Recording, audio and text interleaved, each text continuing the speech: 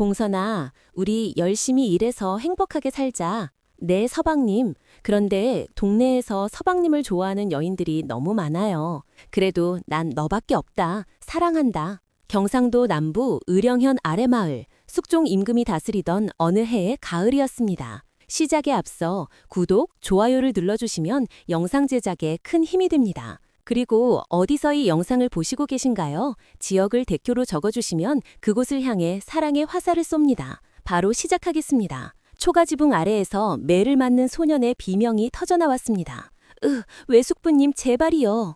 15살 봉수는 마당 한가운데 엎드려 있었습니다. 등짝에는 쌀때 자국이 붉게 번졌고 눈가에는 눈물이 고였으나 끝내 삼켰습니다. 외숙부 최진사는 손에 든 회초리를 내리치며 고함쳤습니다. 이놈아, 내 아비가 남긴 빚이 얼마인 줄 아느냐? 내가 걷어준 것만도 은혜인데 감히 입을 돌리느냐? 외숙부님, 저는 그저 할머니 산소에 성묘라도 다녀오고 싶어서. 닥쳐라. 죽은 것들에게 절에서 밥이 나오더냐? 내 놈이 먹고 자는 게 다 내 돈이다. 쌀때가 다시 한번 등을 후려쳤습니다. 봉수는 이를 악물고 소리를 참았습니다. 울면 더 맞는다는 걸 알고 있었습니다. 곁에서 외숙모가 부채질을 하며 거들었습니다. 영감, 저놈은 그냥 내다 파는 게 낫지 않겠소? 먹기만 하고 쓸모도 없는데 곡식만 축내니 차라리 품값이라도 받아야지. 외숙부의 눈이 번뜩였습니다. 그래, 맞는 말이오. 내일 당장 장터에 내다 팔아야겠소. 봉수의 가슴이 철렁 내려앉았습니다. 아버지가 돌아가신 뒤지아리꽃이라고니 이 집뿐이었습니다. 어머니는 봉수가 7살 때 병으로 세상을 떠났고 아버지는 그로부터 4년 뒤 빚더미에 깔린 채 숨을 거두었습니다. 그때 외숙부가 나타나 조카니까 걷어주마 하며 데려갔으나 실상은 먹금보다 못한 취급이었습니다. 밤이 되자 봉수는 헛간 구석에 던져진 거적대기를 끌어당겨 몸을 감쌌습니다. 등짝은 욱신거리고 배는 고팠습니다. 저녁밥은 주지도 않았습니다. 어둠 속에서 봉수는 하늘을 올려다보았습니다. 아버지, 어머니, 제가 뭘 잘못했습니까? 왜 저만 이렇게 고통스러워야 합니까?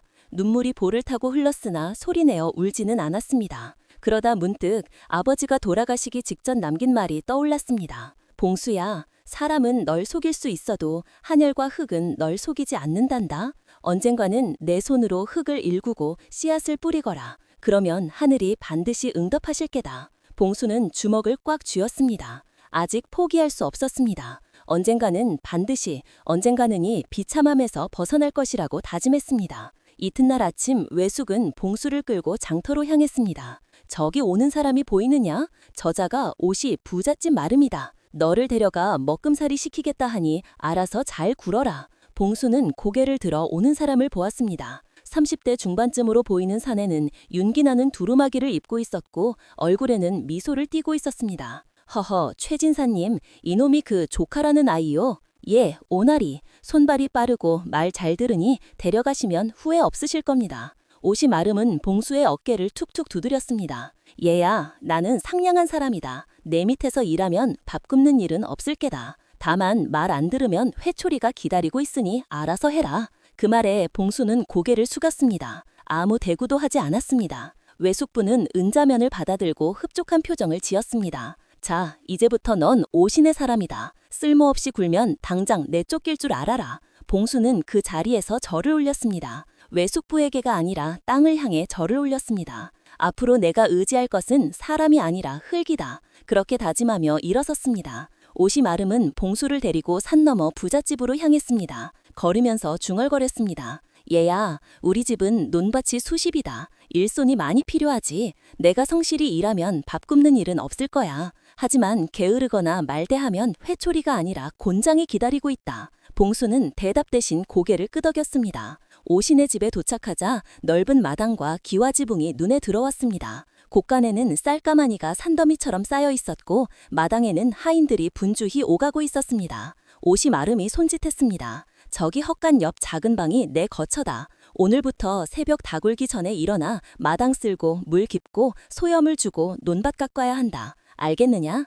예, 난리. 봉수는 짐을 내려놓고 작은 방으로 들어갔습니다. 방이라기보다는 곳간 한쪽을 막아놓은 공간이었습니다. 거적대기 하나와 낡은 이불 한 채가 전부였습니다. 그래도 외숙분의 헛간보다는 나았습니다. 적어도 비는 피할 수 있었으니까요. 그날 밤 봉수는 이불 속에서 중얼거렸습니다. 하늘과 흙은 날 안 속인다. 아버지 말씀을 믿겠습니다. 언젠가는 제 손으로 밭을 일구고 씨앗을 뿌리겠습니다. 창밖으로 달빛이 스며들었고 멀리서 개 짖는 소리가 들렸습니다. 봉수는 눈을 감았습니다. 내일부터 또다시 시작이었습니다. 새벽 닭이 울기도 전에 봉수는 눈을 떴습니다. 몸은 무거웠지만 게으름을 피울 수 없었습니다. 첫날부터 미움받으면 살아남을 수 없다는 걸 알고 있었습니다. 봉수는 서둘러 마당으로 나가 빗자루를 들었습니다. 차가운 새벽 공기가 폐를 파고들었지만 손을 멈추지 않았습니다. 마당을 쓸고 우물에서 물을 길어 항아리를 가득 채웠습니다. 소염을 주고 돼지우리를 청소했습니다. 해가 뜨기 전까지 손을 놓지 않았습니다. 오, 부지런하구나. 옷이 마름이 사랑채 마루에서 내려다보며 흡족한 표정을 지었습니다. 오늘부터 내 이름은 봉수가 아니라 쇠다. 먹금은 이름 따위 필요 없으니 그냥 쇠라 부르마. 봉수는 입술을 깨물었습니다. 이름마저 빼앗기는 기분이었으나 참았습니다. 예, 날이 좋아. 아침죽이나 먹고 논으로 나가거라. 오늘은 논두렁 풀을 뽑아야 한다. 부엌에서 나온 축한 그릇은 물에 가까웠습니다. 쌀날은 손에 꼽을 정도였고 간도 되지 않았습니다. 하지만 봉수는 한 숟가락도 남기지 않고 다 먹었습니다. 굶는 것보다는 나았으니까요. 논으로 나가자 끝없이 펼쳐진 들판이 보였습니다. 오신의 논은 정말로 넓었습니다. 수심 맛지기는 좋게 들듯했습니다. 봉수는 호미를 들고 논두렁에 앉아 풀을 뽑기 시작했습니다. 손바닥에 물집이 잡히고 허리가 끊어질 듯 아팠지만 멈추지 않았습니다. 쇠야, 거기 풀 다 뽑았으면 저쪽 논으로 가거라.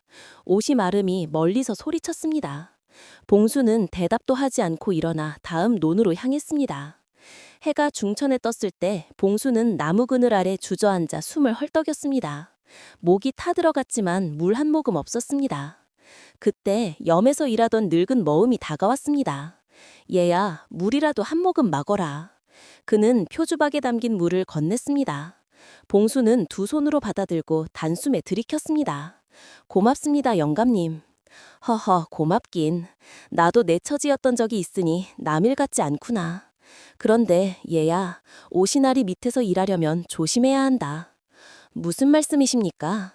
노인은 주위를 살피며 목소리를 낮췄습니다. 겉으로는 상냥한 척하지만 속은 독사 같은 사람이야. 트집 잡기를 좋아하고 일부러 머음들을 몰아세워 내쫓는 버릇이 있지. 조심해라. 봉수는 고개를 끄덕였습니다. 이미 예감하고 있던 일이었습니다. 상냥한 척하는 사람일수록 더 무서운 법이니까요. 며칠이 지나자 옷이 나름의 본색이 드러나기 시작했습니다. 쇠야, 이게 뭐냐? 논두렁의 풀이 아직도 남아있잖아. 죄송합니다, 나이. 제가 다시 뽑겠습니다. 다시 뽑긴 뭘 뽑아. 내 놈은 눈이 달렸느냐 없느냐. 이런 식으로 일하면 밥값도 못한다. 회초리가 봉수의 종아리를 후려쳤습니다. 봉수는 소리 없이 매를 맞았습니다. 항변하면 더 맞는다는 걸 알고 있었습니다. 다음 날도 그 다음 날도 트집은 계속되었습니다. 쇠야, 소여물이 왜 이렇게 적어? 소가 배부르게 먹어야 일을 하지. 쇠야, 물을 왜 이렇게 조금 길어왔어? 다시 가서 채워. 쇠야, 돼지우리가 왜 이렇게 더러워? 내 놈은 손이 있어도 쓸 줄을 모르느냐? 매일같이 쏟아지는 꾸중과 매질에 봉수의 몸은 멍투성이가 되었습니다. 하지만 봉수는 참았습니다. 도망칠 곳도 없었고 다른 선택지도 없었습니다. 어느 날 저녁 같은 마을에 사는 품팔이 아저씨가 봉수를 불렀습니다. 쇠야, 너 이러다 죽겠다. 관하에 가서 억울함을 호소해라. 요즘은 원님도 착하신 분이시니 말을 들어주실 거야. 봉수는 고개를 저었습니다. 아저씨, 고맙지만 그럴 수 없습니다. 왜? 내가 당하는 꼴을 보면 차마 눈뜨고 못 보겠구나. 오시나리가 비록 저를 때리고 구박하시지만 그래도 밥은 주십니다. 잠잘 잘 곳도 주십니다. 제가 도망치면 다시 외숙부내로 돌아가야 하는데 거기보다는 낫습니다. 품팔이 아저씨는 한숨을 길게 내쉬었습니다. 허허, 내 마음은 알겠지만 그래도 너무 참기만 하면 병든다. 괜찮습니다, 아저씨. 언젠가 좋은 날이 올 겁니다. 그날 밤 봉수는 헛간 구석에 누워 천장을 올려다보았습니다. 거적대기 사이로 발빛이 새어들어왔습니다. 아버지, 제가 지금 잘하고 있는 겁니까? 참기만 하는 게 옳은 겁니까? 대답은 없었습니다. 하지만 아버지의 말이 다시 떠올랐습니다. 사람은 널 속일 수 있어도 하늘과 흙은 널 속이지 않는단다. 봉수는 눈을 감았습니다. 언젠가 내 손으로 밭을 일구고 씨앗을 뿌릴 날이 올 것이다. 그때까지는 참아야 한다. 그렇게 다짐하며 잠에 빠져들었습니다. 그러나 밤은 깊었고 오신의 사랑채에서는 낮은 웃음소리가 흘러나왔습니다. 저 녀석 참 순하게 생겼어. 때려도 항변 한마디 안 하니 다루기 편하군. 오시 마름은 술잔을 기울이며 만족스러운 표정을 지었습니다. 봉수의 미래는 아직 어둠 속에 묻혀 있었습니다. 석 달이 흘렀습니다. 봉수의 손은 거칠러졌고 얼굴은 햇볕에 그렸습니다. 몸은 여위였지만 눈빛만은 여전히 또렷했습니다. 매일 새벽부터 밤늦게까지 일했지만 불평 한마디 하지 않았습니다. 오신 아름은 여전히 트집을 잡았고 회초리를 들었지만 봉수는 묵묵히 견뎠습니다. 어느 가을날 오후였습니다. 봉수는 논에서 벼베기를 마치고 마을 어귀로 돌아오고 있었습니다. 등에는 무거운 볕단을 지고 있었고 이마에는 땀이 흘렀습니다. 그때 길가에 주저앉아 있는 노인 하나가 눈에 들어왔습니다. 누더기 옷을 걸치고 지팡이를 짚은 채 기침을 하고 있었습니다. 봉수는 발걸음을 멈췄습니다. 노인은 말라 비틀어진 손으로 지나가는 사람들에게 손을 내밀었지만 아무도 거들떠보지 않았습니다. 거지 영감, 저리 비켜. 썩은 냄새 나니 가까이 오지 마. 사람들은 코를 막고 지나쳤습니다. 노인은 고개를 떨구고 한숨을 내쉬었습니다. 봉수는 잠시 망설였습니다. 오늘 아침 받은 콩밥 한 덩이가 품속에 있었습니다. 점심도 거르고 아껴둔 마지막 식량이었습니다. 저녁까지 버텨야 하는데 이걸 주면 배를 골아야 했습니다. 하지만 노인의 떨리는 손을 보자 발이 떨어지지 않았습니다. 영감님, 봉수가 다가가자 노인이 고개를 들었습니다. 흐린 눈동자에 생기라고는 없었습니다. 여기 이거라도 드세요. 봉수는 품속에서 콩밥덩이를 꺼내 노인의 손에 쥐어주었습니다. 노인의 눈이 커졌습니다. 얘야, 이게 내 밥 아니냐? 괜찮습니다. 저는 저녁에 먹으면 됩니다. 하지만 넌 아직 어린데 배고프지 않겠느냐? 영감님이 저보다 더 배고프실 것 같아서요. 노인은 떨리는 손으로 콩밥을 받아들고 눈물을 글썽이었습니다. 고맙다 얘야. 하늘이 너를 보고 계실 게다. 봉수는 허리를 굽혀 일어서려 했습니다. 그런데 노인이 봉수의 손목을 붙잡았습니다. 잠깐 얘야. 내가 송금을 좀 볼 줄 아는데 내 손을 한번 보자구나. 송금이요? 그래, 이리 손을 펴봐라. 봉수는 손을 펴보였습니다. 거칠고 굳은 살 박힌 손이었습니다. 노인은 그 손을 한참 들여다보더니 고개를 끄덕였습니다. 오, 이건 무슨 송금입니까, 영감님? 노인은 봉수의 손바닥을 손가락으로 짚으며 말했습니다. 내 손에는 열매 맺는 농사의 기운이 있구나. 흙을 일구고 씨앗을 뿌리면 반드시 큰 부를 얻을 송금이다. 봉수의 가슴이 쿵 뛰었습니다. 정말입니까? 그래. 하지만 그 전에 큰 시련이 있을 게다. 벼락 같은 시련 말이야. 그 벼락을 견디면 벼락부자가 되는 송금이지. 벼락부자요? 아, 그렇다. 다만 기억해라. 콩을 심어라. 콩이 내 운명을 바꿀 것이다. 노인은 콩밥을 한 입 베어물며 다시 말했습니다. 이 콩밥처럼 말이야. 내가 주니 콩밥이 씨앗이 될 게다. 하늘은 베푼 자를 저버리지 않는단다. 봉수는 가슴이 뜨거워지는 걸 느꼈습니다. 아버지가 했던 말과 똑같았습니다. 영감님, 그럼 저는 언제쯤 농사를 지을 수 있을까요? 서두르지 마라. 때가 되면 하늘이 길을 열어줄 게다. 그때까지 내 마음을 지켜라. 흙은 애신하지 않는다는 믿음 말이야. 노인은 콩밥을 다 먹고 일어섰습니다. 허리를 펴더니 봉수의 어깨를 톡톡 두드렸습니다. 착한 아이로구나. 하늘이 너를 지켜볼 게다. 그리고 지팡이를 짚고 천천히 사라졌습니다. 봉수는 그 뒷모습을 한참 바라보다가 자신의 손바닥을 내려다보았습니다. 콩을 심으라. 그날 저녁 봉수는 저녁밥을 굶었습니다. 배는 고팠지만 마음은 이상하게 가벼웠습니다. 노인의 말이 계속 머릿속을 맴돌았습니다. 콩이 내 운명을 바꿀 것이다. 봉수는 헛간에 누워 천장을 올려다보았습니다.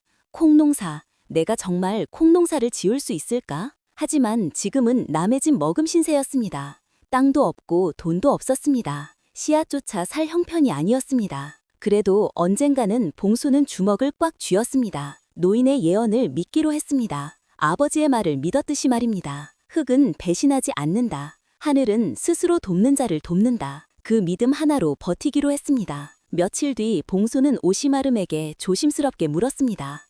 나리, 혹시 저에게 작은 땅 한 객이라도 빌려주실 수 있겠습니까? 오시마름은 코웃을 쳤습니다. 땅 내놈이 무슨 땅을 빌려 먹음 주제에 콩농사를 지어보고 싶습니다. 일 끝나고 틈틈이 읽겠습니다. 허허, 우습구나. 내가 번 돈도 다 내 주머니로 들어가는데 무슨 농사를 짓겠다는 거냐. 봉수는 고개를 숙였습니다. 죄송합니다. 그래도 오시마름이 턱을 쓸며 생각에 잠겼습니다. 마을 뒷산 언덕에 버려진 땅이 하나 있긴 하지. 돌밭이라 아무도 안 쓰는 곳인데 내 놈이 일굴 자신 있느냐. 봉수의 눈이 반짝였습니다. 예, 할 수 있습니다. 좋아. 대신 조건이 있다. 수확물의 절반은 내게 바쳐야 한다. 그리고 일은 절대 빠지면 안 된다. 알겠습니다. 날이 오시마름은 피식 웃었습니다. 어차피 돌밭이라 아무것도 안 나올 땅이었습니다. 봉수가 고생만 하다가 포기할 게 뻔했습니다. 하지만 봉수는 달랐습니다. 그날 밤부터 봉수는 계획을 세우기 시작했습니다.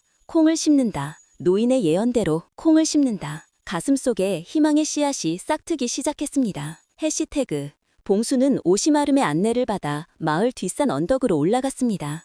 해는 아직 떠오르지 않았고 안개가 자욱했습니다. 저기다. 저 언덕 전체가 내 밭이다. 오시마름이 손가락으로 가리킨 곳은 참담했습니다. 잡목이 우거지고 돌이 여기저기 박혀 있었습니다. 풀은 사람 키만큼 자라 있었고 땅은 딱딱하게 굳어 있었습니다. 날이 이곳이 정말 밭이 될 수 있습니까? 허허, 그러게 말이다. 10년 전에도 누군가 읽어보려 했지만 석 달 반에 포기했지. 내 놈도 마찬가지겠지. 오시마름은 비웃으며 돌아갔습니다. 봉수는 한참을 그 자리에서 있었습니다. 앞이 막막했습니다. 하지만 포기할 수는 없었습니다. 흙은 배신하지 않는다. 봉수는 주먹을 쥐고 언덕 위로 올라갔습니다. 우선 잡목부터 베어내야 했습니다. 낫을 빌려와 하루 종일 풀을 베었습니다. 손에 물집이 잡히고 등에서 땀이 비 오듯 흘렀습니다. 하지만 멈추지 않았습니다. 한 뼘, 두 뼘씩 땅이 드러났습니다. 일주일이 지나자 잡목은 거의 정리되었습니다. 이제 돌을 캐내야 했습니다. 곡괭이를 들고 돌을 파냈습니다. 작은 돌은 손으로 들어 올렸고 큰 돌은 밧줄로 묶어 끌어냈습니다. 밤마다 허리가 끊어질 듯 아팠지만 봉소는 웃으며 중얼거렸습니다. 이 돌들도 언젠가 밭두렁이 될 거야. 버릴 게 하나도 없어. 한 달이 지나자 언덕은 제법 밭다운 모습을 갖추기 시작했습니다. 마을 사람들이 지나가며 수근거렸습니다. 저 머금 녀석 정말 저 돌밭을 밭으로 만들려나? 아무리 해도 소용없을 텐데 저런 척박한 땅에서 뭐가 자라겠어. 그래도 끈기는 대단하구만. 봉수는 그 말들을 들으면서도 손을 멈추지 않았습니다. 오히려 더 열심히 땅을 파고 돌을 골라냈습니다. 어느 날 오후 주막집 처마 밑에서 쉬고 있을 때였습니다. 젊은 여인 하나가 물동이를 이고 지나갔습니다. 18쯤 되어 보이는 그녀는 깨끗한 치마저고리를 입고 있었고 얼굴에는 수줍은 미소가 어려 있었습니다. 아이고, 쇠 나을 일이 오늘도 밭 뛰구러 가시나 봐요.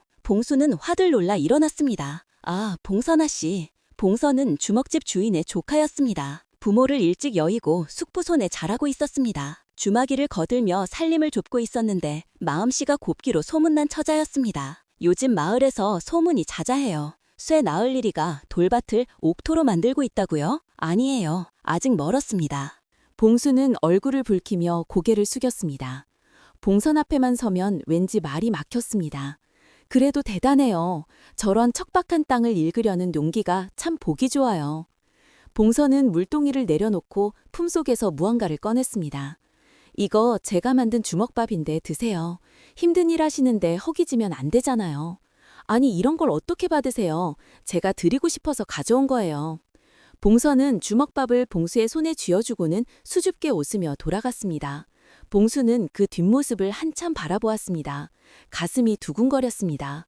주먹밥을 한 입 베어 물었습니다. 따뜻했고 정성이 느껴졌습니다.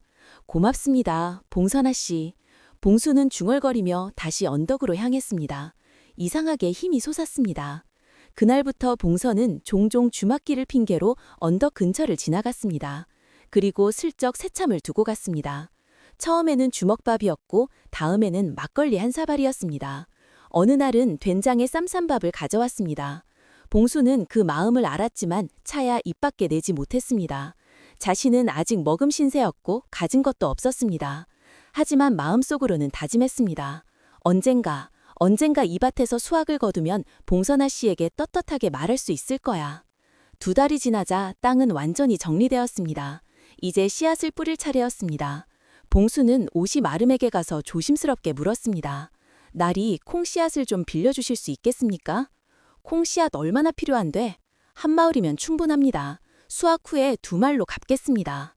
옷이 마름은 턱을 쓸며 생각했습니다. 어차피 저 돌밭에서는 아무것도 안 나올 것 같았습니다. 하지만 만약 나온다면 2배로 받으니 나쁘지 않은 장사였습니다. 좋아, 콩 한 마을 빌려주지.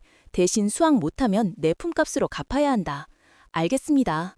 봉수는 콩 씨앗을 받아들고 언덕으로 달려갔습니다. 봄이었습니다. 따뜻한 바람이 불었고 새들이 지저귀었습니다.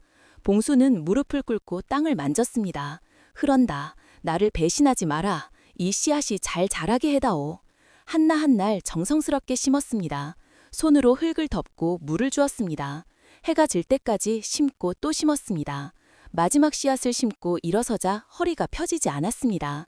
하지만 마음만은 가벼웠습니다. 이제 시작이다. 봉수는 언덕을 내려오며 하늘을 올려다보았습니다. 노이 붉게 물들어 있었습니다. 아버지, 제가 드디어 씨앗을 뿌렸습니다. 지켜봐 주세요. 그날 밤 봉수는 꿈을 꾸었습니다. 언덕 가득 초록빛 콩잎이 자라고 가을이 되자 노란 콩꼬투리가 주렁주렁 매달린 꿈이었습니다. 그 꿈속에서 봉선이 웃으며 손을 흔들었습니다. 봉수는 웃으며 잠에서 깨어났습니다. 봄비가 내렸습니다.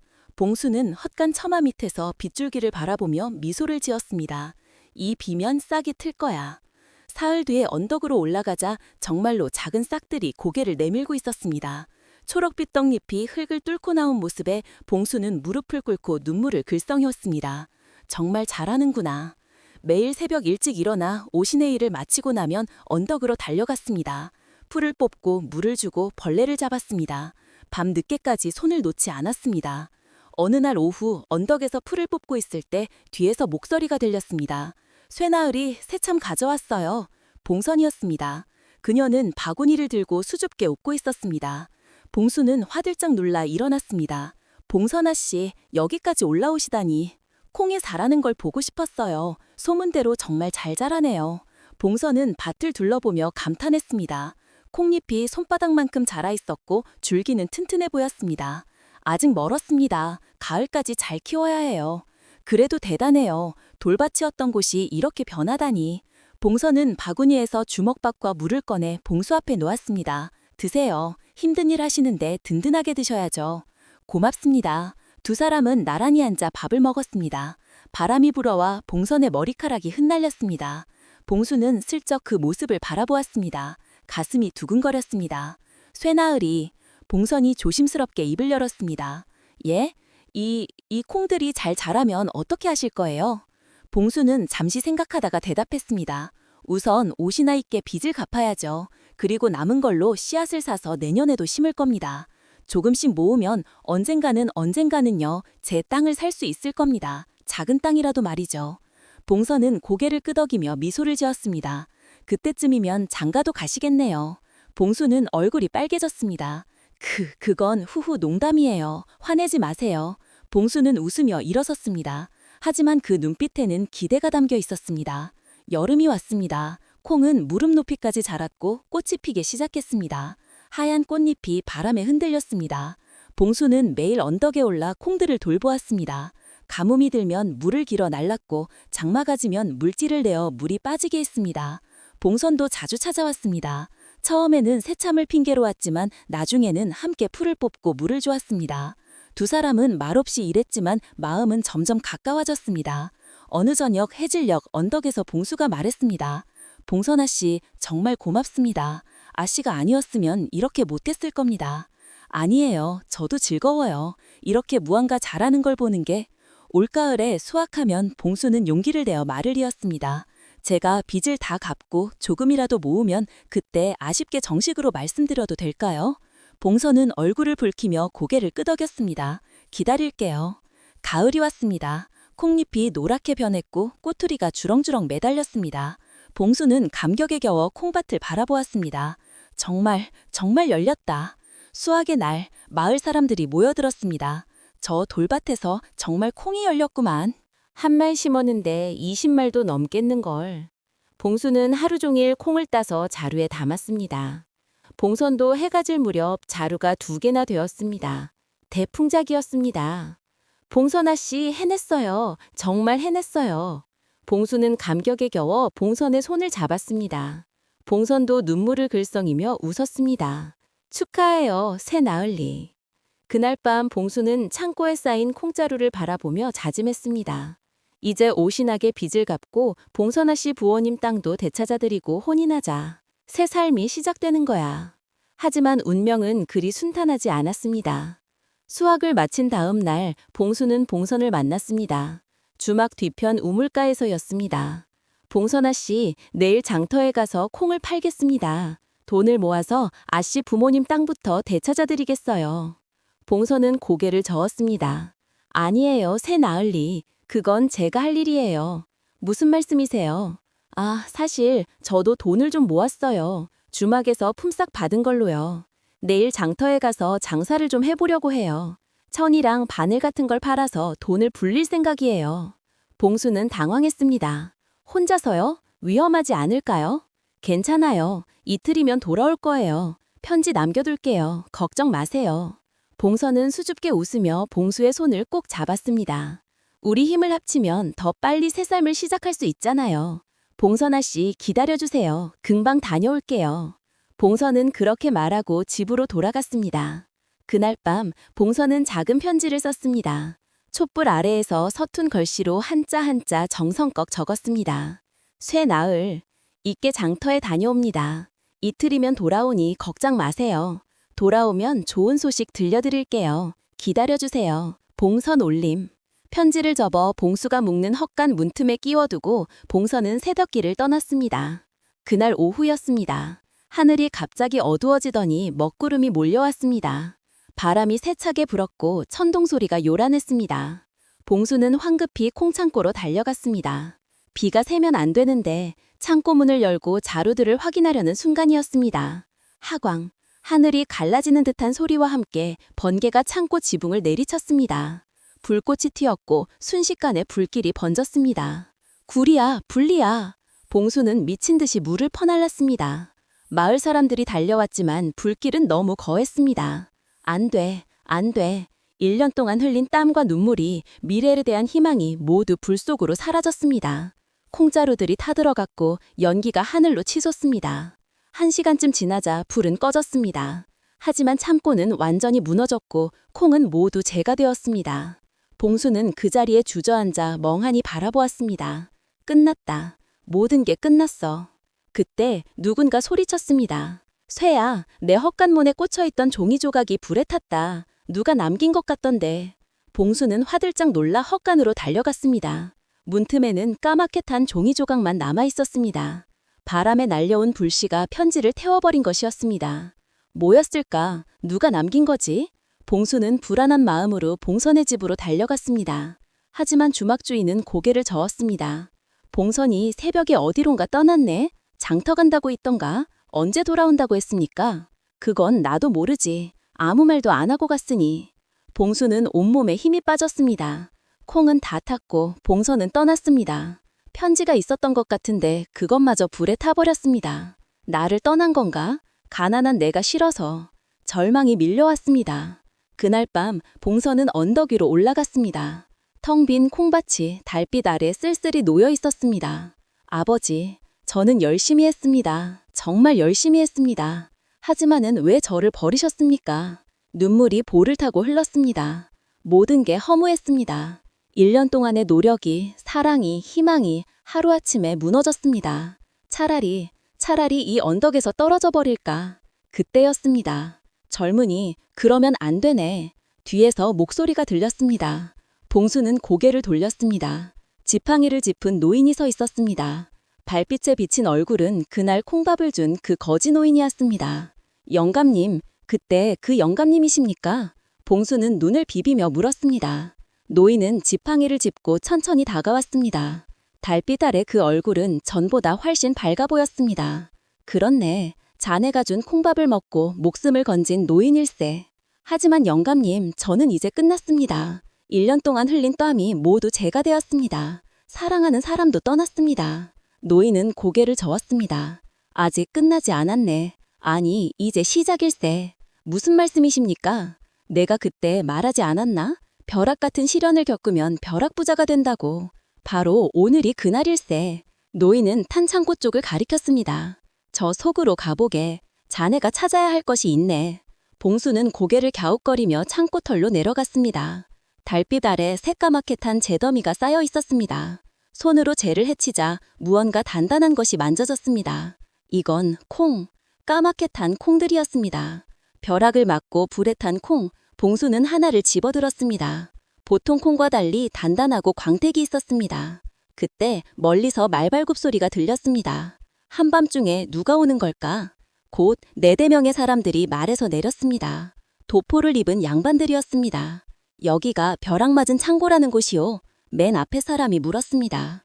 흰 수염을 기른 노인으로 보아 의원인 듯 했습니다. 네, 그런데 누구십니까? 나는 한양에서 온 의원이요. 소문을 듣고 급히 달려왔소. 소문이요? 벼락 맞은 콩말이요? 그것이 정말? 봉수는 손에 든 콩을 보였습니다. 의원은 눈이 휘둥그레졌습니다. 오, 이것이야말로 뇌공이요, 뇌공이요. 벼락 맞은 콩을 뇌공이라 하오. 아주 귀한 약재요. 중풍과 마비를 치료하고 독을 투는 명약이요. 한양 약방에서 한 대의 은자, 100냥을 주고도 구하지 못하오. 봉수는 입이 떡 벌어졌습니다. 100냥이요? 그렇죠. 여기 얼마나 남았어? 봉수는 황급히 재더미를 뒤졌습니다.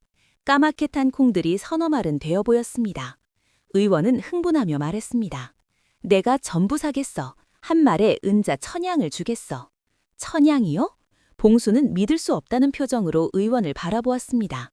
25자루가 불에 탔는데 그중 서너 마리라도 남았다면 3000냥이 넘는 돈이요. 다른 의원들도 앞다투어 나섰습니다. 나도 사겠어. 한 대만이라도 내가 더 비싸게 사겠어. 순식간에 경매가 벌어졌습니다. 봉수는 그 광경을 멍하니 바라보았습니다. 1시간 전만 해도 죽으려 했던 자신이 이제는 거부가 되어 있었습니다. 재를 정리하고 나니 뇌공이 정말 반이 나왔습니다. 의원들은 서로 사겠다고 다투다가 결국 나눠 가지기로 했습니다. 한 말에 1200씩 총 5400이 봉수의 손에 쥐어졌습니다. 꿈인가? 봉수는 떨리는 손으로 은자루를 붙들었습니다. 평생 본 적 없는 돈이었습니다. 의원들이 떠나고 나자 노인이 다시 나타났습니다. 이제 믿겠나? 벼락은 벌이 아니라 축복이었네. 영감님, 정말 감사합니다. 감사할 건 없네. 자네가 콩을 심었고 하늘이 응답한 것뿐이네. 하지만 명심하게, 돈은 생겼지만 마음의 허기는 채우지 못했네. 마음의 허기요? 자네가 진정 찾아야 할 것은 돈이 아니라 사람일세. 서두르지 말고 기다리게. 떠난 사람은 반드시 돌아온다네. 노인은 그 말을 남기고 어둠 속으로 사라졌습니다. 봉수는 하늘을 올려다보았습니다. 구름 사이로 별빛이 반짝였습니다. 봉선아 씨, 어디 계신가요? 돈은 생겼지만 마음은 텅 비어 있었습니다. 재물보다 그리운 사람이 있었습니다. 보름이 지났습니다. 봉수는 오시마름에게 빚을 갚고 자유의 몸이 되었습니다. 마을에 작은 집도 샀습니다. 하지만 매일 주막 앞을 서성이며 봉선을 기다렸습니다. 아직 안 돌아왔나? 주막 주인도 고개를 저었습니다. 글쎄, 무슨 일이 생긴 건 아닐까 걱정이네. 봉수는 가슴이 찢어지는 듯했습니다. 혹시 길에서 무슨 일을 당한 건 아닐까? 아니면 정말 자신을 떠난 걸까? 그날 저녁 해걸은 무렵이었습니다. 마을 어귀에서 한 사람이 걸어오고 있었습니다. 보다리를 진 여인이었습니다. 봉수는 눈을 크게 떴습니다. 봉선아 씨! 그는 미친 듯이 달려갔습니다. 봉선도 봉수를 보자 보다리를 내던지고 달려왔습니다. 두 사람은 마을 어귀에서 부둥켜 안았습니다. 봉선아 씨, 어디 갔었어요? 왜 이제야 오셨어요? 쇠나으리, 미안해요. 장사가 잘 돼서 조금 더 있다가 온 거예요. 봉선은 눈물을 흘리며 말했습니다. 편지 남겨뒀는데 못 보셨나 봐요. 편지요? 네, 헛간 문에 꽂아뒀는데. 봉수는 그제야 깨달았습니다. 그 탄종이 조각이 봉선의 편지였던 것입니다. 아, 그게 봉선아 씨 편지였구나. 불에 타서 읽지 못했어요. 불이요? 봉선은 깜짝 놀라 물었습니다. 봉수는 그간의 일을 모두 이야기했습니다. 벼락이 창고를 친 것, 콩이 다 탄 것, 그리고 뇌공이 된 것까지. 봉선은 입을 가리며 놀랐습니다. 세상에 그런 일이. 저는 아씨가 저를 떠난 줄 알았어요. 가난한 제가 싫어서? 아니에요. 절대 아니에요. 봉선은 보다리를 풀었습니다. 안에는 은자루가 들어있었습니다. 저도 장사해서 돈을 벌었어요. 200이나 됐어요. 이걸로 제 부모님 땅을 되찾으려고 했어요. 그래서 쇠 나으리께 부담 안 드리려고. 봉수는 봉선의 손을 꼭 잡았습니다. 봉선아 씨, 제가 오해했어요. 용서해 주세요. 아니에요. 제가 제대로 말씀 안 드린 게 잘못이에요. 두 사람은 서로를 바라보며 웃었습니다. 눈물과 웃음이 뒤섞였습니다. 봉수가 말했습니다. 봉선아 씨, 이제 우리 부모님 땅도 되찾고 혼인합시다. 제가 집도 샀어요. 작지만 우리 둘이 살기엔 충분해요. 정말요? 네. 그리고 내년 봄에는 다시 콩을 심을 거예요. 이번엔 더 큰 밭에요. 함께 읽어요. 봉선은 고개를 끄덕이며 봉수의 품에 안겼습니다. 그날 밤 마을 사람들이 모두 모여 축하해 주었습니다. 쇠가 정말 벼락부자가 됐구만. 착한 사람은 하늘이 돕는다더니 정말이로구나. 봉수와 봉선은 손을 맞잡고 밤하늘을 올려다보았습니다. 별들이 반짝이고 있었습니다. 쇠나을이 정말 힘들었죠? 네, 하지만 견딜 수 있었어요. 아씨가 있었으니까요. 저도요. 쇠나을이가 있어서 견딜 수 있었어요. 두 사람은 서로를 바라보며 미소 지었습니다. 그리고 봉수는 중얼거렸습니다.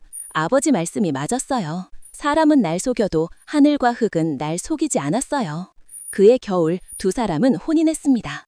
봉선의 부모님 땅도 되찾았고 더 큰 밭도 샀습니다. 믿음의 봄 언덕에는 다시 콩이 심어졌습니다.